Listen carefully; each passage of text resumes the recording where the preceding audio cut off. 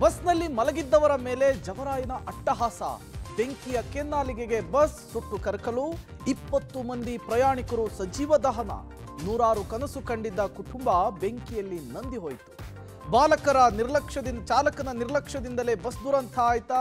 Bus ದುರಂತದ ಬಗ್ಗೆ ಪ್ರತ್ಯಕ್ಷದರ್ಶಿಗಳು ಹೇಳಿದ್ದೇನು? 5 ಸೆಕೆಂಡ್ನಲ್ಲಿ ಜೀವ ಉಳಿಸಿಕೊಂಡ ಪ್ರಯಾಣಿಕ. ಎಲ್ಲದರ ಕಂಪ್ಲೀಟ್ ಡೀಟೇಲ್ಸ್ ಕರ್ನಾಟಕ ಟಾಪ್ 20ಯಲ್ಲಿ.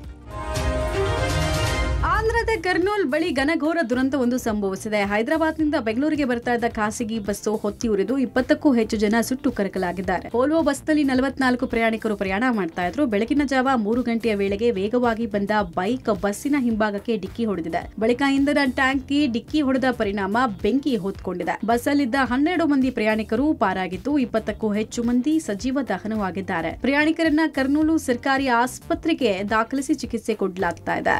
ಇಲ್ಲಿವರೆಗೂ 11 ಮಂದಿಯ ಗುರುತು ಪತ್ತೆಯಾಗಿದ್ದು ಪೊಲೀಸರು ಉಳಿದವರ ಗುರುತು ಪತ್ತೆ ಮಾಡುವ ಕಾರ್ಯವನ್ನು ನಡೆಸಿದ್ದಾರೆ ಅಂತ ಕರ್ನೂಲು ಜಿಲ್ಲಾಧಿಕಾರಿ ಡಾಕ್ಟರ್ ಎ ಸಿರಿ ಮಾಹಿತಿ ಕೊಟ್ಟಿದ್ದಾರೆ. ಹೈದರಾಬಾದ್ನಿಂದ ಬೆಂಗಳೂರಿಗೆ ಹೊರಟಿದ್ದಂತಹ ಖಾಸಗಿ ವೋಲ್ವೋ ಬಸ್ ಫೈರ್ ಆಗಿ ಸುಮಾರು 20ಕ್ಕೂ ಹೆಚ್ಚು ಪ್ರಯಾಣಿಕರು ಮೃತಪಟ್ಟಿರ್ತಕ್ಕಂಥ ಚಿನ್ನಟೇಕೂರು ಬಳಿ ಖಾಸಗಿ ಬಸ್ನ ಅಂದರೆ ವೋಲ್ವೋ ಬಸ್ ಏನಿತ್ತು ಅದು ಒಂದು ಬೈಕಿಗೆ ಆಕ್ಸಿಡೆಂಟ್ ಆದ ನಂತರದಲ್ಲಿ ಆ ಒಂದು ಬೈಕ್ ಇಂಜಿನ್ ಕೆಳಗಡೆ ಸಿಲುಕಿಕೊಂಡ ನಂತರದಲ್ಲಿ ಏಕಾಏಕಿ ಬೆಂಕಿ ಹೊತ್ತುಕೊಂಡ ಪರಿಣಾಮವಾಗಿ ಇಡೀ ಬಸ್ ಹೊತ್ತಿ ಉರಿದಿರುವಂಥದ್ದು. ಇದರಿಂದಾಗಿ ಬಸ್ನಲ್ಲಿ ಏನು 41 ಪ್ರಯಾಣಿಕರು ಪ್ರಯಾಣ ಮಾಡ್ತಿದ್ರು. ಆ ಪೈಕಿ 20 ಪ್ರಯಾಣಿಕರು ಇದೀಗ ಅಂದರೆ ಸಜೀವ ದಹನವಾಗಿರುವಂಥ ಘಟನೆ ಕೂಡ ಅಂದರೆ ದಾರುಣ ಘಟನೆ ನಡೆದಿರುವಂಥದ್ದು. ಸುಮಾರು 11 ಜನ ಪ್ರಯಾಣಿಕರೇನಿದ್ರು ಮಲಗಿದಲ್ಲಿ ಸಂಪೂರ್ಣವಾಗಿ ಸುಟ್ಟು ಕರಕಲಾಗಿರುವಂಥದ್ದು. ಅದ್ರ ಜೊತೆಗೆ ಇನ್ನೂ ಒಂದು 10ಕ್ಕೂ ಹೆಚ್ಚು ಜನ ಪ್ರಯಾಣಿಕರಿಗೆ ಗಂಭೀರವಾಗಿರ್ತಕ್ಕಂಥ ಸ್ವರೂಪದ ಗಾಯಗಳಾಗಿದ್ದು ಅವರೆಲ್ಲರನ್ನೂ ಕೂಡ ಕರ್ನೂಲು ಜಿಲ್ಲಾಸ್ಪತ್ರೆಗೆ ದಾಖಲು ಮಾಡಲಾಗಿತ್ತು. ಅಲ್ಲಿಯೂ ಕೂಡ ಒಂದಿಷ್ಟು ಜನ ಮೃತಪಟ್ಟಿದ್ದಾರೆ. ಒಟ್ಟಾರೆಯಾಗಿ ಸದ್ಯಕ್ಕಿರುವಂಥ ಮಾಹಿತಿ ಪ್ರಕಾರ 20 ಜನ ಪ್ರಯಾಣಿಕರು ಮೃತಪಟ್ಟಿರುವಂಥದ್ದು.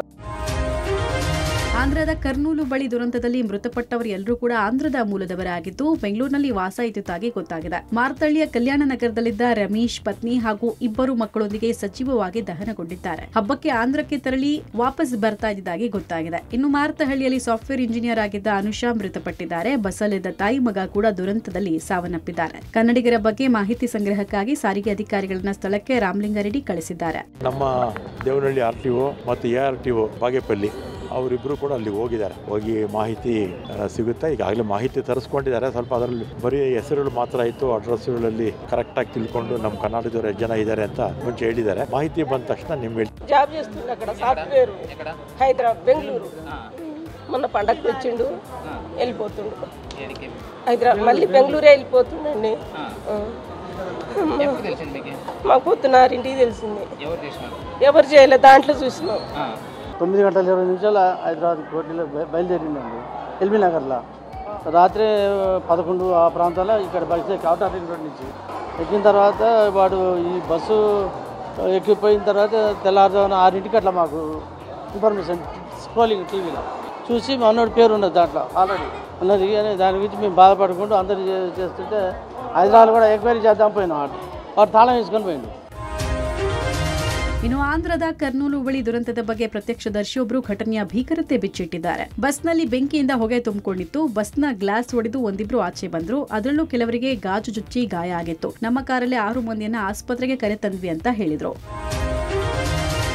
ಆಂಧ್ರದ ಕರ್ನೂಲ್ನಲ್ಲಿ ಮಧ್ಯರಾತ್ರಿ ಬೆಂಕಿ ದುರಂತದಲ್ಲಿ 20 ಮಂದಿ ಸಜೀವವಾಗಿ ದಹನಗೊಂಡಿದ್ದಾರೆ. ಸುಮಾರು 24 ಪ್ರಯಾಣಿಕರು ಪ್ರಾಣಾಪಾಯದಿಂದ ಪಾರಾಗಿದ್ದಾರೆ. ಕೇವಲ 5 ಸೆಕೆಂಡ್ನಲ್ಲಿ ಜೀವ ಉಳಿಸಿಕೊಂಡ ಆಕಾಶ್ ಘಟನೆ ಬಗ್ಗೆ ಮಾಹಿತಿ ಕೊಟ್ಟಿದ್ದಾರೆ. ಬೆಂಕಿ ದುರಂತ ಆಗಿದ್ದು ಹೇಗೆ, ಸಾವನ್ನಾಗಿದ್ದು ಹೇಗೆ ಅಂತ ವಿವರಿಸಿದ್ದಾರೆ. ನಾವು ಎಲ್ಲ ಮಲ್ಕೊಂಡಿದ್ವಿ. ಒಂದು ಡ್ಯಾಶ್ ಆಯಿತು. ಅವ್ರು ಬಂದುಬಿಟ್ಟು 2 ವೀಲರ್ಗೆ ಓದಿರೋದು ನಮ್ಗೆ ಗೊತ್ತಿರಲಿಲ್ಲ. ಆಮೇಲೆ ನಾವು ಎದ್ದು ನೋಡ್ತೀವಿ full left side door plus 2-3 metres ವರೆಗೆ ಫುಲ್ ಬೆಂಕಿ ಹತ್ಕೊಂಡ್ಬಿಟ್ಟಿದೆ. ರೋಡ್ ಮೇಲೆ ಎಲ್ಲ ಡೀಸೆಲ್ ಚೆಲ್ಲಿ ಇತ್ತು. ಅಂಥದ್ರಲ್ಲಿ ಡ್ರೈವರ್ಸು ಮತ್ತು ಕಂಡಕ್ಟರ್ಸ್ ಇಬ್ಬರು ಕೆಳಗಡೆ ಹೋಗಿ ನೀರು ಹಾಕೋ ಪ್ರಯತ್ನ ಮಾಡ್ತಾಯಿದ್ರು. ಸೊ ಅವ್ರು ನಮಗೂ ವೇಕಪ್ ಮಾಡಿರಲಿಲ್ಲ. ಸೊ ಅವ್ರು ಏನಾದರೂ ವೇಕಪ್ ಮಾಡಿದ್ರೆ ನಾವು ಇನ್ನೂ ಬೇಗ ಎದ್ದು ಹೊರಗಡೆ ಬರ್ತಿದ್ವಿ. ಇನ್ನೂ ಜಾಸ್ತಿ ಜನ. ಕೇವಲ ನಮ್ಗೆ ಉಳಿದಿದ್ರು 5 ಸೆಕೆಂಡಲ್ಲಿ ಉಳಿದಿತ್ತು. ಇವ್ರ ಅಂಕಲ್ ಅವರು ಡ್ರೈವರ್ ಪಕ್ಕದಲ್ಲಿ ಇರುತ್ತಲ್ಲ, ಸೊ ಆ ಡೋರ್ದು ವಿಂಡೋ ಸ್ಲೈಡ್ ಮಾಡಿ ಅದರಿಂದ ಅವ್ರು ಜಿಗಿದ್ರು. ಸೊ ಅದು ಆದಮೇಲೆ ನಾನು ಬಂದುಬಿಟ್ಟು ಒಂದು ಹೊಡೆದು ಆಮೇಲೆ ಕಾಲಿಂದ ಒದ್ದುಬಿಟ್ಟು ಗ್ಲಾಸ್ನ ಮುರಿದಾಕಿ ನಾನು ಹೊರಗಡೆ ಬಂದೆ. ಆಂಧ್ರದ ಕರ್ನೂಲು ಬಳಿ ಖಾಸಗಿ ಬಸ್ ಹೊತ್ತಿ ಒಯ್ದಿದ್ದು 20ಕ್ಕೂ ಹೆಚ್ಚು ಜನ ಸುಟ್ಟು ಕರಕಲಾಗಿದ್ದಾರೆ. ಈ ಘೋರ ದುರಂತ ಚಾಲಕರ ನಿರ್ಲಕ್ಷ್ಯದಿಂದಲೇ ಸಂಭವಿಸಿದೆ ಅಂತ ಶಂಕಿಸಲಾಗಿದೆ. ಈ ಬಗ್ಗೆ ಪೊಲೀಸರು ಗಂಭೀರ ತನಿಖೆ ನಡೆಸುತ್ತಿದ್ದಾರೆ. 2 ಚಾಲಕರಿದ್ದ ಬಸ್ನಲ್ಲಿ ಅನಾಹುತ ಆಗಿದ್ದು ಹೇಗೆ, ಚಾಲಕ ನಿದ್ರೆ ಮಂಪರ್ನಲ್ಲಿದ್ನ, ಪಾನಮತ್ತನಾಗಿದ್ನ ಎಂಬ ಆಯಾಮದಲ್ಲಿ ತನಿಖೆ ಆಗ್ತಿದೆ. ಸದ್ಯ ಕಾವೇರಿ ಎಸಿ ಬಸ್ ಚಾಲಕರನ್ನ ವಶಕ್ಕೆ ಪಡೆದು ವಿಚಾರಣೆ ನಡೆಸಲಾಗ್ತಾ ಇದೆ. ತನಿಖೆ ಬಳಿಕ ಸತ್ಯಾಸತ್ಯತೆ ತಿಳಿಯಲಿದೆ. ಆಂಧ್ರದ ಕರ್ನೂಲು ದುರಂತದ ಬಗ್ಗೆ ಪ್ರಧಾನಿ ಮೋದಿ ಆಘಾತ ವ್ಯಕ್ತಪಡಿಸಿದ್ದಾರೆ. ಮೃತರ ಕುಟುಂಬಕ್ಕೆ 2 ಲಕ್ಷ ರೂಪಾಯಿ ಪರಿಹಾರವನ್ನ ಘೋಷಣೆ ಮಾಡಲಾಗಿದೆ. ಗಾಯಾಳುಗಳಿಗೆ 50,000 ರೂಪಾಯಿ ಪರಿಹಾರವನ್ನ ಘೋಷಿಸಿದ್ದಾರೆ. ಮೃತರ ಕುಟುಂಬಕ್ಕೆ ಮೋದಿ ಸಂತಾಪ ಸೂಚಿಸಿದ್ದಾರೆ. ಇನ್ನು ಆಂಧ್ರ ಸಿಎಂ ಚಂದ್ರಬಾಬು ನಾಯ್ಡು ಕೂಡ ಸಂತಾಪ ಸೂಚಿಸಿದ್ದು ತುರ್ತು ಕಾರ್ಯಾಚರಣೆಗೆ ಅಧಿಕಾರಿಗಳಿಗೆ ಸೂಚನೆ ಕೊಟ್ಟಿದ್ದಾರೆ. ಅಧಿಕಾರಿಗಳ ಬಳಿ ಮಾಹಿತಿ ಪಡೆದು ವೈದ್ಯಕೀಯ ನೆರವು, ತುರ್ತು ಕಾರ್ಯಾಚರಣೆಗೆ ಸೂಚನೆ ಕೊಟ್ಟಿದ್ದಾರೆ. ಇನ್ನು ಸಿಎಂ ಸಿದ್ದರಾಮಯ್ಯ, ಸಂಸದ ಬೊಮ್ಮಾಯಿ, ಕೇಂದ್ರ ಸಚಿವ ಕುಮಾರಸ್ವಾಮಿ ಸಂತಾಪ ಸೂಚಿಸಿದರು. ಇದು ದುರದೃಷ್ಟಕರ. ಎಲ್ಲ ಸರ್ಕಾರ, ಯಾವುದೇ ರಾಜ್ಯದ ಸರ್ಕಾರ ಇರಲಿ, ಇದ್ರ ಬಗ್ಗೆ ಜಾಗೃತಿ ವಹಿಸಬೇಕು. ನಮ್ಮ ರಾಜ್ಯದಲ್ಲೂ ಕೂಡ ನಾನು ರಾಮಲಿಂಗಾರೆಡ್ಡಿ ಅವರಿಗೆ ವ್ಯಾಪಕವಾದಂಥ ಒಂದು ತನಿಖೆಯಾಗಿ ಸೂಕ್ತ ಕ್ರಮ ಕೈಗೊಳ್ಳಬೇಕು ಅಂತೇಳಿ ನಾನು ಹೈದರಾಬಾದ್ದಿಂದ ಬೆಂಗಳೂರಿಗೆ ಹೋಗುವಂಥ ಒಂದು ಬಸ್ಸು ಬೆಂಗಳೂರಿನ ದಾರಿಯಲ್ಲಿ ಕರ್ನೂಲ್ ಹತ್ರ ಅಪಘಾತಕ್ಕೀಡಾಗಿ ಸುಮಾರು 20 ಜನ ಸಜೀವ ದಹನ ಆಗಿದ್ದು, ಸುಮಾರು ಜನ ಇವತ್ತು ತೀವ್ರವಾಗಿ ಗಾಯಗೊಂಡಿದ್ದಂಥದ್ದು ಅತ್ಯಂತ ದುಃಖದ ಸಂಗತಿಯಾಗಿದೆ, ನೋವಿನ ಸಂಗತಿಯಾಗಿದೆ. ಇವತ್ತು ಇಡೀ ಕರ್ನಾಟಕ ರಾಜ್ಯದ ಜನ, ಕರ್ನಾಟಕ ಸರ್ಕಾರ ಈ ಒಂದು ಮೃತರ ಪರಿವಾರದ ಜೊತೆಯಲ್ಲಿ ನಾವೆಲ್ಲ ಇದ್ದೀವಿ. ಆರ್ಎಸ್ಎಸ್ ಪಥಸಂಚಲನಕ್ಕೆ ಅನುಮತಿ ವಿಚಾರದ ಬಗ್ಗೆ ಕಲಬುರಗಿ ಹೈಕೋರ್ಟ್ನಲ್ಲಿ ವಿಚಾರಣೆ ನಡೆಸಲಾಯಿತು. ಈ ಬಗ್ಗೆ ಆರ್ಎಸ್ಎಸ್ ಸೇರಿ 6 ಸಂಘಟನೆಗಳಿಂದ ಅರ್ಜಿ ಸಲ್ಲಿಕೆಯಾಗಿತ್ತು. ಆದರೆ ಆರ್ಎಸ್ಎಸ್ ಪರವಾಗಿ ಅರುಣ್ ಶ್ಯಾಮ್ ವಾದ ಮಂಡನೆ ಮಾಡಿ ಈಗಾಗಲೇ ಪಥಸಂಚಲನಕ್ಕೆ ಎಲ್ಲ ಸಿದ್ಧತೆಗಳಾಗಿದೆ, ಪಥಸಂಚಲನಕ್ಕೆ ಮನವಿಯನ್ನ ಮಾಡಿದ್ದೇವೆ, ರೂಟ್ ಮ್ಯಾಪ್ ಕೂಡ ಪೊಲೀಸರಿಗೆ ನೀಡಿದ್ದೇವೆ, ರೂಟ್ ಮ್ಯಾಪ್ ನಲ್ಲಿ ಯಾವುದೇ ಗೊಂದಲಗಳಿಲ್ಲ ಅಂತ ಹೇಳಿ ವಾದ ಮಂಡಿಸಿದ್ರು. ಜಿಲ್ಲೆಯ ಎಲ್ಲಾ ಸಂಘಟನೆಗಳೊಂದಿಗೆ ಅಕ್ಟೋಬರ್ 28ಕ್ಕೆ ಶಾಂತಿ ಸಭೆಯನ್ನ ನಡೆಸಿ ಸಭೆಯ ನಿರ್ಧಾರದ ನಂತರ ಹೈಕೋರ್ಟ್ಗೆ ವರದಿಯನ್ನ ಸಲ್ಲಿಸಿ ವರದಿಯ ಮೇರೆಗೆ ಪಥಸಂಚಲನಕ್ಕೆ ಅನುಮತಿ ಕೊಡುವುದಕ್ಕೆ ನಿರ್ಧಾರ ಮಾಡಲಾಗುತ್ತೆ ಅಂತ ತಿಳಿಸಿದ್ರು. ಇನ್ನು ಈ ಬಗ್ಗೆ ಇದೇ 30ರಂದು ಕಲಬುರಗಿ ಹೈಕೋರ್ಟ್ನಲ್ಲಿ ಅನುಮತಿಯ ಬಗ್ಗೆ ನಿರ್ಧಾರ ಆಗುತ್ತೆ.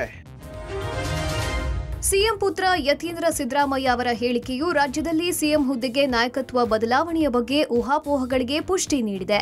ಯತೀಂದ್ರ ಸಿದ್ದರಾಮಯ್ಯ ಹೇಳಿಕೆಯ ಸಂಪೂರ್ಣ ಮಾಹಿತಿ ಒಳಗೊಂಡ ವರದಿ ದೆಹಲಿಯ ಅಂಗಳ ತಲುಪಿದೆ. ಯತೀಂದ್ರ ಸಿದ್ದರಾಮಯ್ಯ ಮಾತಿನ ಬಗ್ಗೆ ಕೆಪಿಸಿಸಿಯಿಂದ ಹೈಕಮಾಂಡ್ಗೆ ವರದಿ ಸಲ್ಲಿಸಲಾಗಿದೆ. ಯತೀಂದ್ರ ಸಿದ್ದರಾಮಯ್ಯ ಪದೇ ಪದೇ ಹೇಳಿಕೆಗಳನ್ನ ನೀಡುತ್ತಿದ್ದಾರೆ. ಉಳಿದವರಂತೆ ಯತೀಂದ್ರ ಹೇಳಿಕೆಗಳಿಗೂ ಕಡಿವಾಣ ಹಾಕಬೇಕಾದ ಅನಿವಾರ್ಯತೆ ಬಗ್ಗೆ ಹೈಕಮಾಂಡ್ಗೆ ವಿಸ್ತೃತ ವರದಿ ರವಾನಿಸಲಾಗಿದೆ. ಯತೀಂದ್ರ ಸಿದ್ದರಾಮಯ್ಯಗೂ ನೋಟಿಸ್ ಕೊಡಿ ಎಂದು ಕೆಲವರು ಆಗ್ರಹಿಸುತ್ತಿದ್ದಾರೆ.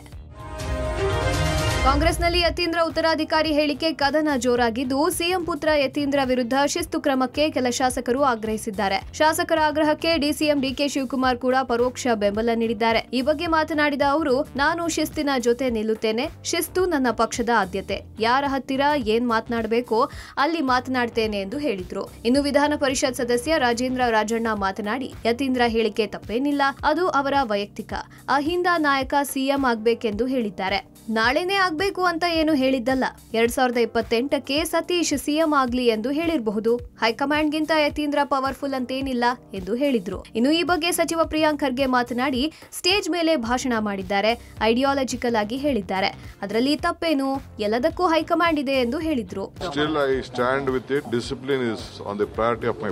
ಈಗ ನಾನು ಮಾತಾಡಕ್ ಹೋಗಲ್ಲ, ನಾನು ಯಾರ ಹತ್ರ ಮಾತಾಡ್ಬೇಕೋ ಮಾತಾಡ್ತೀನಿ. ಯತೀಂದ್ರ ಅವ್ರ ಹೇಳಿಕೆ ಅದು ಅವರ ವೈಯಕ್ತಿಕ, ಅಹಿಂದ ನಾಯಕರು ಮತ್ತೆ ರಾಜ್ಯದಲ್ಲಿ ಮುಖ್ಯಮಂತ್ರಿ ಆಗ್ಬೇಕು ಅನ್ನೋ ಒಂದು ಆಶಾಭಾವನದಲ್ಲಿ ಇವತ್ತು ಸಿದ್ದರಾಮಯ್ಯ ಆದ ನಂತರ, ಅದು ಇನ್ನ 2.5 ವರ್ಷ ಆದ್ಮೇಲೆ, ಈಗ ನಾಳೆನೇ ಆಗ್ತಾರೆ ಅಂತಲ್ಲ, ಸತೀಶ್ ಜಾರಕಿಹೊಳಿ ಆಗ್ಲಿ ಅನ್ನೋ ಒಂದು ಭಾವನೆಯಲ್ಲಿ ಹೇಳಿರ್ಬೋದು. ಹೈಕಮಾಂಡ್ ಗಿಂತ ಪವರ್ಫುಲ್ ಅಂತ ಏನಿಲ್ಲ, ಅವರೊಂದು ಹೇಳಿಕೆ ಕೊಟ್ಟಿದ್ದಾರೆ ಅಷ್ಟೇ, ಅದ್ರಲ್ಲೇನು ತಪ್ಪೇನಿಲ್ಲ. ಈಗ ಸ್ಟೇಜ್ ನಲ್ಲಿ ನಾನು ಭಾಷಣ ಇದ್ರೆ, ಇಲ್ಲಪ್ಪ ನೀವು ಐಡಿಯಾಲಜಿಕಲಿ ಚೆನ್ನಾಗಿದ್ದೀರಾ, ಗಟ್ಟಿ ಇದ್ದೀರಾ ಅಂತ ಹೇಳೋದ್ರಲ್ಲಿ ತಪ್ಪೇನಿದೆ? ಅದನ್ನ ಬೇರೆ ರೀತಿಯಾಗಿ ಬಿಂಬಿಸೋದು ಬೇರೆದು. ನನ್ನ ವೈಯಕ್ತಿಕ ವಿಚಾರ ಹೇಳ್ತೀನಿ, ನಾನು ಇವ್ರು ಚೆನ್ನಾಗಿದ್ದಾರೆ, ಅವ್ರು ಚೆನ್ನಾಗಿದ್ದಾರೆ ಅಂತ.